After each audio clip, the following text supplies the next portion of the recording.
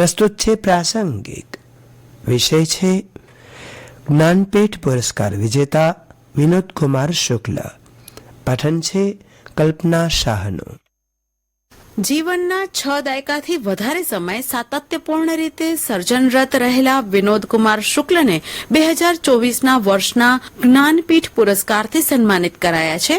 હિન્દી સાહિત્યમાં નવલકથાઓના સર્જનમાં નાવીન્ય લાવનાર વિનોદ કુમારે બાળકો માટેના સાહિત્યનું સર્જન કર્યું છે. આ ઉપરાંત નૌકર કી કમીઝ, દીવાર મેં એક ખિડકી રહેતી થી જેવો નોંધપાત્ર ઉપન્યાસ હિન્દી ભાષાને આપ્યો અને ખિલોગે તો દેખેંગે નવલકથાનું સર્જન પણ કર્યું. નૌકર કી કમીઝ નવલકથા પરથી એ જ નામે ફિલ્મ પણ પ્રસિદ્ધ દિગ્દર્શક મણિ કૌલે બનાવી હતી. હિન્દી સાહિત્યમાં નવલકથાઓના સર્જનમાં તેઓ એક નવી હવા લાવ્યા.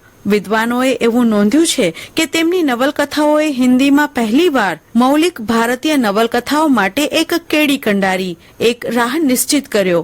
આધુનિક મનુષ્યની અસ્તિત્વ મૂલક જટિલ આકાંક્ષાઓની અભિવ્યક્તિનો પડઘો તેમના સર્જનમાં અનુભવાયો તો સાથે જ લોકોના જીવનને તેઓની કલમ સ્પર્શી. કથન શૈલીનો એક નવો જ આયામ તેમનામાં વિવેચકોને દેખાયો, વાચકોને અનુભવાયો.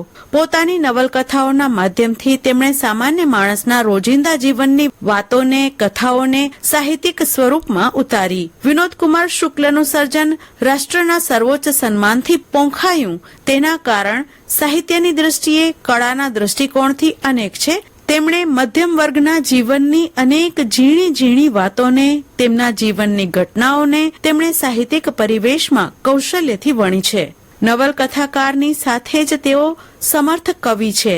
લેખનની શરૂઆત પણ રોમાંચક જ રહી. જે લોકો જીવનમાં ગોલ સેટિંગને, પથ અને ધ્યેય નક્કી કરવાને મહત્વ આપે છે તેમને વિનોદ કુમાર શુક્લના સર્જનમાંથી તેમજ તેમના જીવનની કેટલીક ઘટનાઓમાંથી ઘણું બધું શીખવા મળી શકે છે. 1937માં છત્તીસગઢમાં જન્મેલા વિનોદ કુમાર શુક્લના કાકાના દીકરા ભગવતી પ્રસાદ શુક્લ કવિતાઓ લખતા. તેમને જોઈને વિનોદજી પણ કોઈ કાગળ, કોઈ ચિઠ્ઠી પર કંઈક લખતા. ભગવતી પ્રસાદે તેમને એક ડાયરી, નોટબુક લાવીને આપીને કહ્યું, આમાં લખ. ઘરમાં સાહિત્યિક વાતાવરણ હતું. સાહિત્યિક મેગેઝિન ઘરે આવતા. એકવાર વિનોદ કુમાર પાસે 2 રૂપિયા જેવી થોડી બચત એકઠી થઈ. માને પૂછ્યું, શું કરું? માં કહે, કોઈ પુસ્તક ખરીદી લે. તેમણે ફરી પૂછ્યું, કયું પુસ્તક? તેમની માતાએ કહ્યું, શરદચંદ્ર ચટ્ટોપાધ્યાયનું કોઈ પુસ્તક લે. વિનોદ કુમાર શુક્લે વિજયા ખરીદ્યું. માતાનો સંઘર્ષ તેમના માટે પ્રેરણા હતો. તેણે કહ્યું હતું, વિનોદ, કંઈક લખવાનું શરૂ કર તો સારું પુસ્તક વાંચીને શરૂ કરજે. તેમણે ખોજા નસીરુદ્દીન વાંચ્યું. તેમના નિદા ફાઝલી અને નરેશ સક્સેના શાની સાથે પણ સંબંધો રહ્યા. હિન્દી સાહિત્ય સર્જન માટે જેમને જ્ઞાનપીઠ મળ્યો તે વિનોદ કુમાર શુક્લ ક્યારેય હિન્દીના વિદ્યાર્થી નથી રહ્યા. ચિત્તની એકાગ્રતા જીવનમાં ક્યારેય રહી નહોતી તેવું તેમના વિશે અભ્યાસ લેખ લખનારા સંજીવ બક્ષી લખે છે.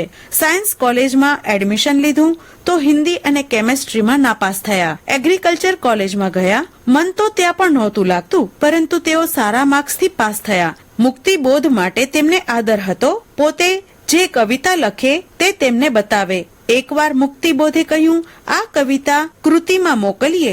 એક પત્ર સાથે કવિતાઓ પહોંચાડી દીધી શ્રીકાંત વર્માને. પછી તો એક ક્રમ બન્યો કે કોઈ પણ કવિતા લખીને વિનોદ કુમાર તે મુક્તિબોધને બતાવે. એક દિવસ મુક્તિબોધે તેમને કહ્યું, તમે પોતે તમારી કવિતાના આલોચક બનો. અને ત્યાર પછી વિનોદજી દ્વારા એક પછી એક સુંદર કવિતા રચાઈ. રાજકોટમાં વસતા પરંતુ હિન્દી ઉર્દુ ભાષાને સ્વસતા ભગવાન થાવરાણીએ તેમની કેટલીક કવિતાઓનો ગુજરાતી અનુવાદ પણ કર્યો છે. વિનોદ કુમાર શુક્લે લગભગ જય હિન્દ, सब कुछ होना बचा रहेगा, अतिरिक्त नहीं, कविता से लंबी कविता, आकाश धरती को खटखटाता है, कभी के बाद अभी, कवि ने कहा जेवा कविता संग्रहो आप्या, नौकर की कमीज, खिलेगा तो देखेंगे, दीवार में एक खिड़की रहती थी, एक चुप्पी जगह जेवा उपन्यास, पेड़ पर कमरा, महाविद्यालय नामे टूंकी वार्ता संग्रह તેમના તરફથી મળ્યા.